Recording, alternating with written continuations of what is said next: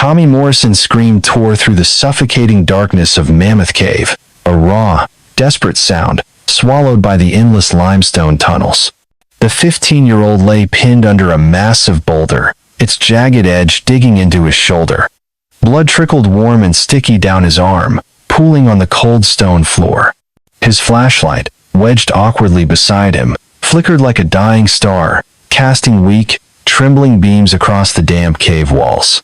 The air reeked of wet earth, and something sharp or metallic, unnatural. His chest heaved, each breath a knife twisting in his ribs. "Jake, Michael." Tommy's voice cracked, echoing back in a mocking chorus. No answer. Just silence, thick and heavy, pressing against his eardrums. His friends were gone, their footsteps long faded into the black maze of the cave. He was alone, or was he? A faint scratching broke the quiet, slow, deliberate, like fingernails clawing at stone. Tommy froze, his pulse hammering in his ears. The sound came from beyond the boulder, where the flashlight's frail glow couldn't reach. He strained his eyes, searching the shadows. Nothing. Just the endless dark, coiling around him like a living thing. His fingers fumbled for the flashlight, its plastic casing slick with sweat. He shook it, willing it to stay alive. The beam sputtered, then steadied, revealing glistening stalactites that hung like frozen fangs. "Jake, man, where are you?" Tommy whispered, more to himself than anyone else. His voice trembled, barely audible over the drip-drip of water somewhere deep in the tunnels. He tried to shift, to ease the crushing weight on his shoulder, but the boulder didn't budge. It was huge, easily 500 pounds, wedged tight between the narrow passage walls. No way it had fallen on its own. No way. The scratching stopped. Tommy held his breath, listening. Then, a new sound, soft, uneven, like something dragging across the cave floor. His heart lurched. "Who's there?" he called, louder this time. The words bounced back, unanswered. But the dragging grew closer, deliberate, as if whatever it was knew exactly where he was. His flashlight flickered again, the beam shrinking to a pinpoint. "No, no, come on." Tommy smacked the light against his palm. It flared briefly, and in that split second, he saw it, a pale, bony hand, its fingers unnaturally long, sliding into the edge of the light. The hand paused, hovering over the stone, then dropped something small and white. A piece of bread, fresh, the crust still soft, like it had been torn from a loaf hours ago. Not the stale granola bars he and his friends had packed. Not their food. Tommy's scream caught in his throat. The hand vanished, melting back into the darkness. The flashlight died completely, plunging him into a void so absolute, it felt like drowning. "Help me," he shouted, his voice breaking. "Please, whoever you are." But the only response was a low, guttural whisper, words he couldn't make out, slithering through the air like a snake. It wasn't English. It wasn't anything he'd ever heard. The sound curled around him, cold and ancient, raising goosebumps on his skin. He reached out, trembling, and touched the bread. It was real, soft under his fingertips.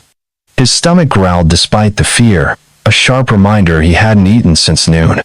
But who could have left it? Jake and Michael were long gone, racing for helper, so he hoped. No one else knew they were here. The cave was sealed, off limits, a forgotten corner of Mammoth's 400-mile labyrinth. Yet someone or something had found him. The air shifted, a sudden chill sweeping over him, carrying that same metallic stench, now stronger, like rusted iron. Tommy's breath hitched. Footsteps, heavy, uneven, echoing from the blackness beyond the boulder. Not the quick steps of a park ranger, not the clumsy shuffle of his friends. These were slow, purposeful, each one grinding against the stone floor like a warning. "Who's there?" Tommy yelled, his voice shrill with panic. The footsteps stopped, silence again, but not the empty kind. It was the silence of something watching, waiting.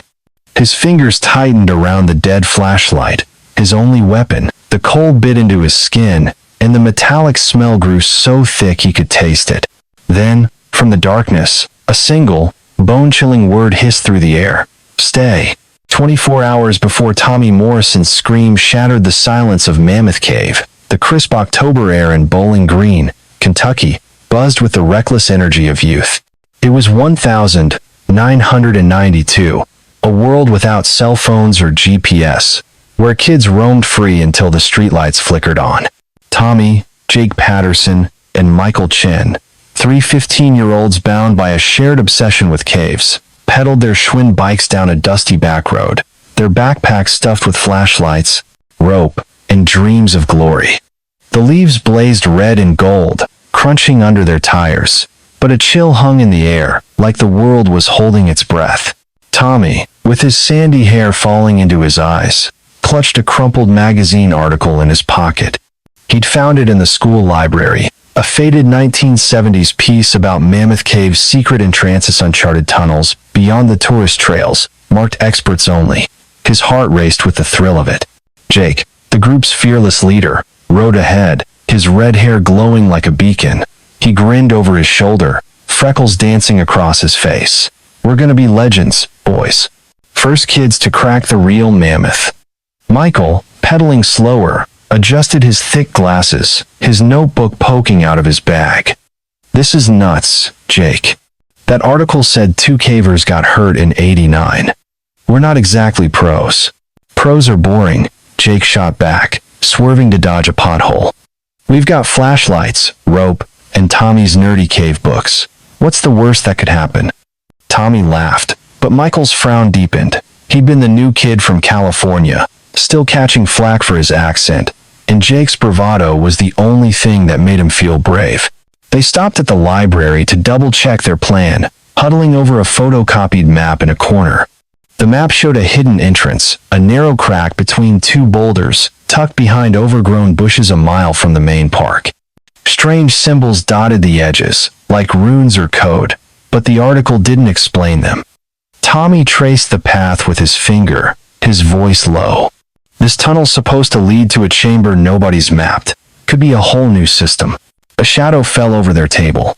Clara Hensley, the town's eccentric historian, loomed above them, her gray hair pulled tight in a bun. Her eyes, sharp as flint, flicked to the map. "You boys poking around Mammoth?" she asked, her voice low and gravelly.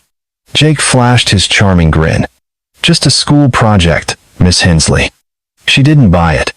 "That cave's got shadows that don't move right. People go in and don't come out the same, or at all." Tommy shivered, but Jake just laughed. "Sounds like a ghost story, ma'am." Clara's lips twitched, not quite a smile. "Call it what you want. But the cave knows when you don't belong."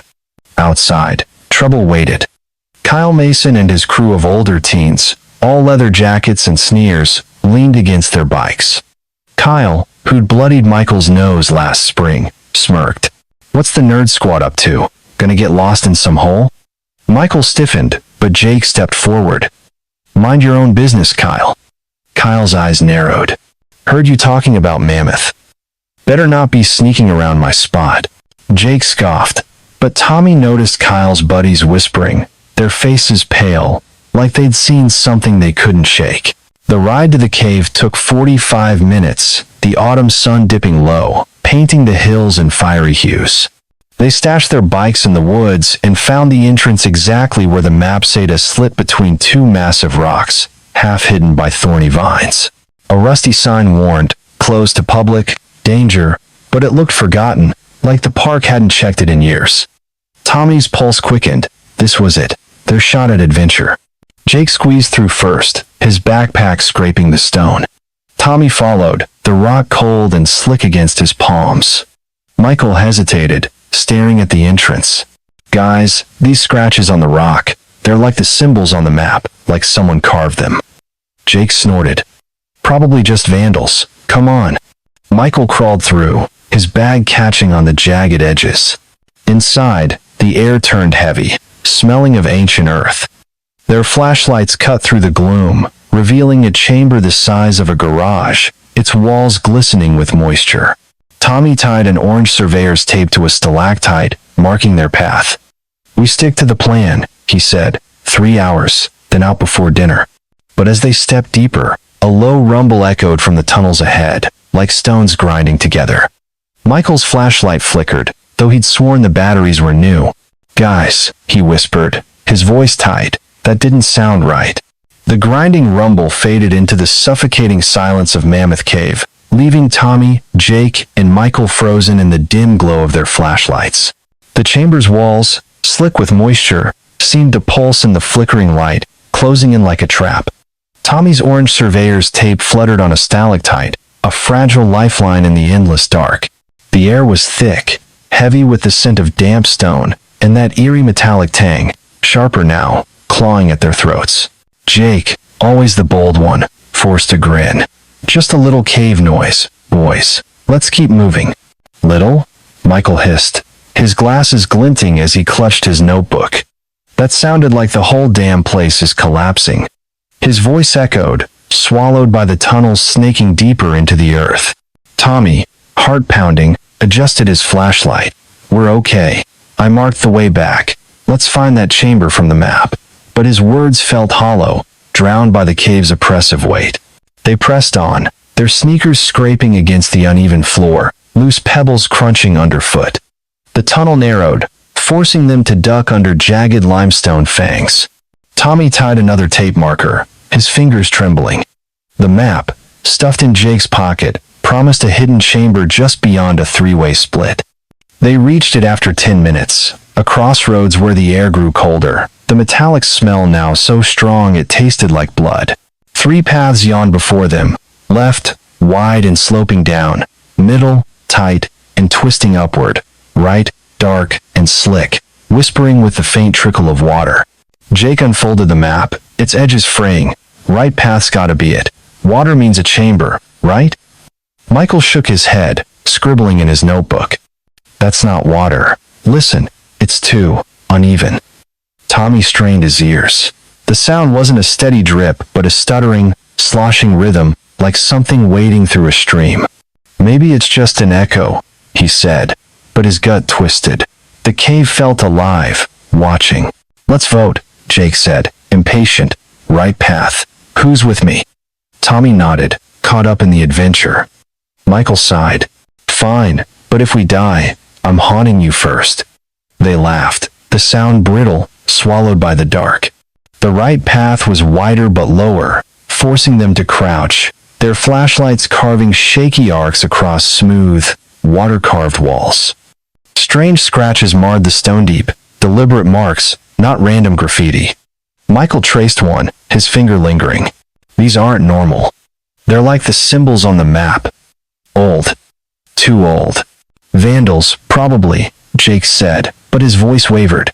Tommy's beam caught something ahead, a pile of small bones, arranged in a perfect circle, gleaming white against the dark floor. A scrap of fabric lay nearby, tattered and stained, with faded initials embroidered. "Ma." The air turned icy, the metallic stench overwhelming. "What the hell is this?" Tommy whispered, stepping back. Michael's pen scratched furiously. "It's a ritual or something. These bones aren't human, but they're not random." Jake kicked at the pile, scattering the bones. "Stop freaking out. It's just some creep's prank." But his bravado cracked when a low dragging sound echoed from deeper in the tunnel, not water, but footsteps, heavy and uneven, like someone hauling a weight. Tommy's flashlight flickered, its beam dimming. "You hear that?" he asked, voice barely a whisper.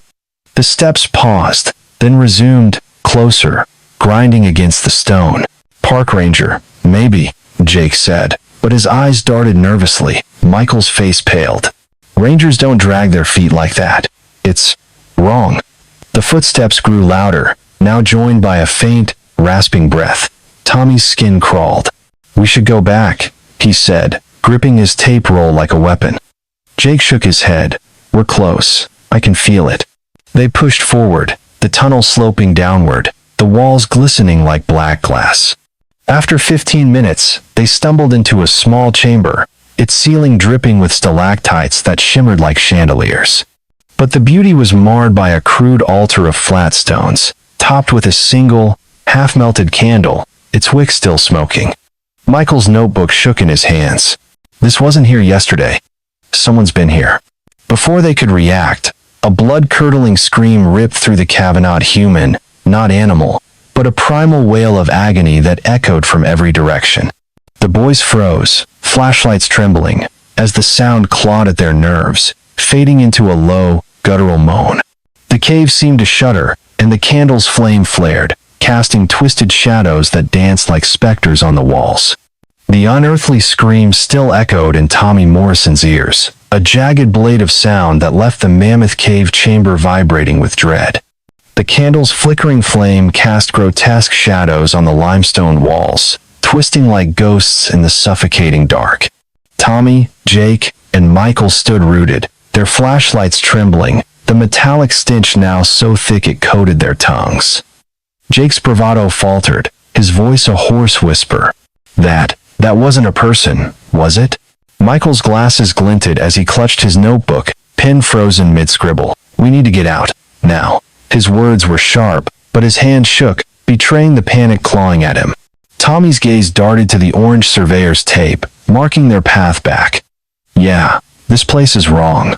Let's go. But Jake, ever the leader, squared his shoulders. We're not running. Someone could be hurt. We've got to check it out. Someone? Michael snapped, his voice rising. That didn't sound like someone. It sounded like hell opened up. Tommy's stomach churned, the memory of the bone circle and the smoking candle burning in his mind. But Jake's stubborn glint won out. 5 more minutes. If it's nothing, we bolt. Deal? Reluctantly, they nodded, their flashlights slicing through the gloom as they pressed deeper into the tunnel. The passage tightened, the ceiling dropping so low they had to crawl, their knees scraping against slick stone. The air grew humid, heavy with moisture, and the dragging footsteps they'd heard earlier returned closer now, deliberate, like a predator stalking prey. Tommy's flashlight caught more scratches on the walls, the same ancient symbols Michael had noted, but these looked fresher, the stone dust still clinging to the grooves. Guys, Tommy whispered. These weren't here before.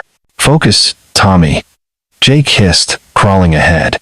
But Michael stopped, his beam fixed on a symbol shaped like a crooked star. He's right. These are new. Someone's in here with us. Before Jake could argue, a sharp crack echoed above them, like stone splitting. Dust rained down, stinging their eyes. Move, Jake yelled, but the tunnel seemed to conspire against them, narrowing to a choke point barely wide enough for one. Tommy went first, squeezing sideways, the rock walls pressing against his chest. His flashlight dangled from his wrist, casting wild shadows. Halfway through, he froze.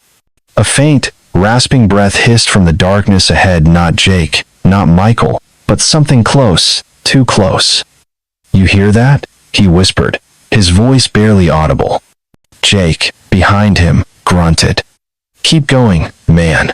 But the breathing grew louder, wet and labored, like air rattling through broken lungs. Then it happened. A deafening groan shook the tunnel, stone grinding against stone. Tommy's world tilted as a massive boulder, hundreds of pounds of jagged limestone tore free from the ceiling. He screamed, lunging forward, but the rock slammed down, pinning his shoulder and neck against the floor. Pain exploded, white-hot, stealing his breath. Dust choked the air, and his flashlight rolled free, its beam flickering wildly. Tommy! Jake's shout was muffled, desperate. He clawed at the boulder from the other side, but it was immovable, a wall of stone sealing Tommy in. Michael, still in the rear, scrambled forward, his glasses fogged with sweat. Oh God, Tommy, hold on. Tommy gasped, the weight crushing his shoulder, blood seeping through his jacket. I can't move, he croaked, each word a knife in his chest. Jake pounded the rock, his knuckles bloody. We'll get you out, I swear. But the boulder didn't budge, and the tunnel's tight walls mocked their efforts. Michael's flashlight revealed something chilling. The stone's edge had faint pry marks, as if someone had loosened it. This wasn't an accident, he whispered, his voice trembling. Tommy's eyes widened, catching a glint near his hand, a tarnished coin, stamped 1,863, half buried in the dust. Not theirs. Not possible. We gotta get help, Jake said, his voice cracking. Park rangers, someone. Tommy's vision blurred, pain and fear swallowing him. "Don't leave me," he begged, his voice a child's plea. Michael hesitated, tears streaking his face, but Jake grabbed his arm. "We'll be back, Tommy. 2 hours, tops." They left him a spare flashlight and a water bottle, their footsteps fading into the dark. Alone, Tommy's ragged breaths echoed in the confined space. The pain was relentless, but worse was the silence or lack of it. The rasping breath returned, now inches away, beyond the boulder's shadow. His flashlight flickered, revealing nothing but stone. Then, a cold, bony finger brushed his neck, and a voice slow, guttural, not human hissed, "You're mine now." The darkness of Mammoth Cave swallowed Jake and Michael's footsteps as they stumbled out of the tunnel, their flashlights cutting frantic arcs through the night. It was 7:15 p.m., the 27th of October, 1992, and the crisp Kentucky air hit them like a slap, sharp with the scent of pine and damp earth. Their bikes lay hidden in the woods, but the 45-minute ride to the Mammoth Cave National Park headquarters felt like a lifetime, their legs burning, hearts pounding with guilt. Tommy was trapped, bleeding, a loner, worse, not alone. They burst into the ranger station, faces streaked with dirt, babbling about boulders and screams. The night guard, a grizzled man named Earl, squinted at their orange surveyor's tape, still tangled in Jake's jacket. "You kids were where?" He growled, but their panic was real, and he grabbed the radio. By 8 p.m., Sheriff Amos Reed led a 4-man rescue team into the cave, hydraulic jacks and floodlights clanking in their packs. Jake and Michael, exhausted but wired, guided them to the hidden entrance, a jagged slit between boulders now cloaked in shadow. The cave's air was heavier than they remembered, the metallic stench sharper, like blood and rust. Amos, a weathered man with 20 years on the force, frowned at the scratched symbols on the entry rocks. "Seen these before," he muttered, his voice low. "Back in 75. Never found her." Jake shivered, catching Michael's wide-eyed glance. The sheriff's words hung like a curse. The team followed the boy's path, but the orange tape markers were a messam torn. Others moved, as if the cave itself had rearranged them. The chamber with the candle and bone circle was empty now, the altar gone, the floor swept clean. "This ain't right," Amos said, his flashlight sweeping the walls. "You sure this is the spot?"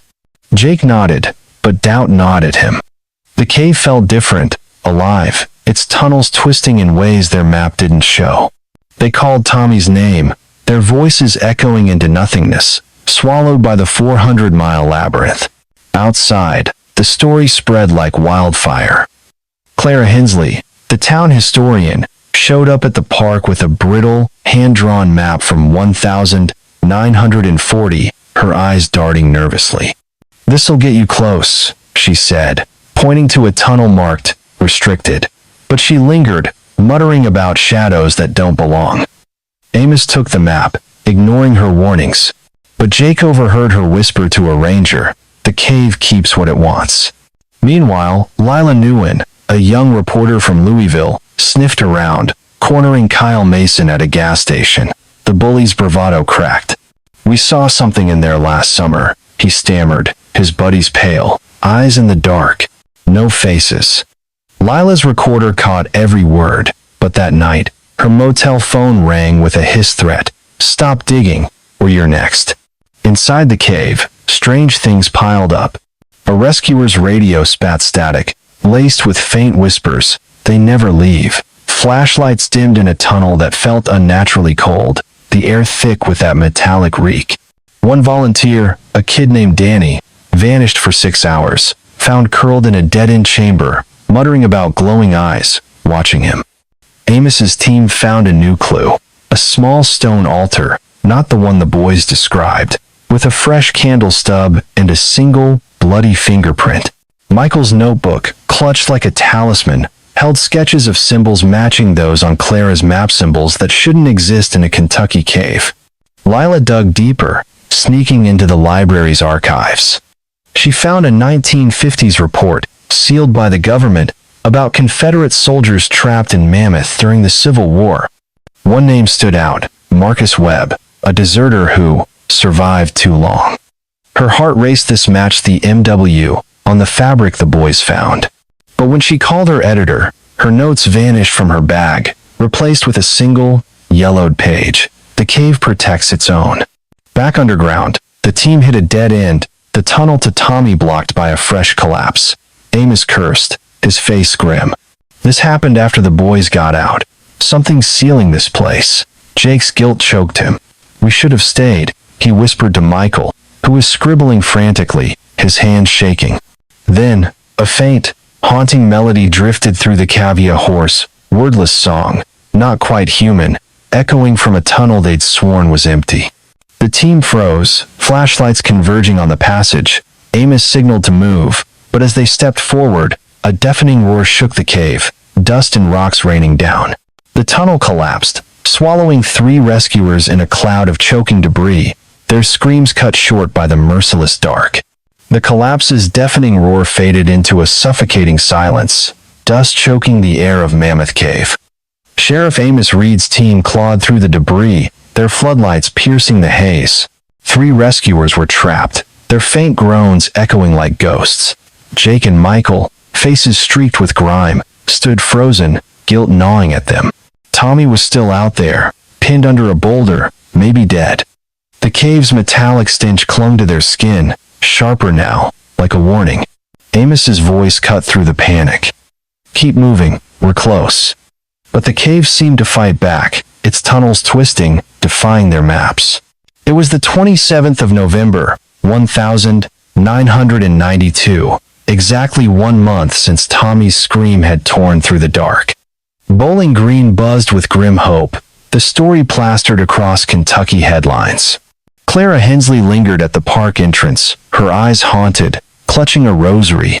Lylan Wynn, the Louisville reporter, dodged shadowy figures tailing her motel, her stolen notes replaced with cryptic warnings. The cave's secrets were unraveling, but at a cost. At 6:43 a.m., a volunteer team, exhausted and battered, froze at a faint, rasping sound, a hoarse, wavering song, human but broken, drifting from a tunnel they'd searched a dozen times. They followed the melody, flashlights trembling, through a passage slick with moisture. There, in the choke point where Jake and Michael had left him, was Tommy Morrison alive. The boulder still pinned his shoulder, blood crusted on his torn jacket, but his eyes were sharp, alert. He was gaunt, pale as bone, yet not starved. Someone had kept him alive. Jake? Michael? Tommy croaked, confusion clouding his face as hydraulic jacks groaned, lifting the rock. The rescue took 4 hours, each second taut with dread. When Tommy crawled free, he clutched a tarnished 1,863 coin, his knuckles white. Where'd you go? He asked Jake, his voice raw. You said you'd be back in hours. Amos frowned, exchanging glances with the team. Son, it's been a month. Tommy's face crumpled, disbelief warring with fear. He spoke of a shadow that brought water, fresh bread, and dried fruit, appearing silently beyond his flashlight's reach. It never spoke, he said, shivering, but I heard it breathing. Sometimes, singing. The team searched the tunnel, finding no footprints, no crumbs, nothing, but a single bloody fingerprint on the boulder, not Tommy's. At the hospital, doctors marveled. Tommy was malnourished, down 15 pounds, but his vitals were stable, as if fed regularly. Lila snuck into his room, recorder hidden. What did it look like? She pressed. Tommy's eyes darted to the shadows. I never saw its face, but it left this. He showed her the coin, its edges worn but stamped clear. 1,863. Lila's heart raced. Marcus Webb, the Confederate deserter from her stolen files. She tried to publish, but her story was killed, her editor citing government pressure. Her motel room was ransacked, a note scrawled in red ink, "The cave sees you." Jake and Michael unraveled. Jake, racked with guilt, joined the army, fleeing Kentucky's whispers. Michael, once a straight-A kid, became a geologist but swore off caves, his notebooks filled with obsessive sketches of the cave symbols. Clara Hensley died weeks later, Her diary found with a chilling line, "I fed them to keep the cave quiet." Amos retired, refusing interviews, but locals saw him staring at the park entrance, muttering, "It's still hungry." Tommy recovered, but the cave clung to him. Nightmares of rasping breaths and marching footsteps haunted his sleep. He spoke of Civil War soldiers, naming Min Webb, Calhoun, whose records confirmed they vanished in 1863. His grandmother, Mrs. Morrison, found food missing, doors unlocked, and once, a faint song drifting from Tommy's room when he was asleep. He became a cave surveyor, drawn back to the dark, his maps eerily precise, charting tunnels no one else could find. In 2025, Tommy, now 48, stood in a New Mexico cave, 1,000 miles from Mammoth. His flashlight caught a symbol, a crooked star, identical to those scratched in Kentucky. Beside it, half buried in dust, lay another 1,863 coin. His breath hitched, the metallic stench flooding back. The cave's silence wasn't empty. It watched. A low, familiar whisper slithered through the dark, "Welcome back." Tommy smiled, his fingers tracing the symbol as if he'd known all along. The cave never let go.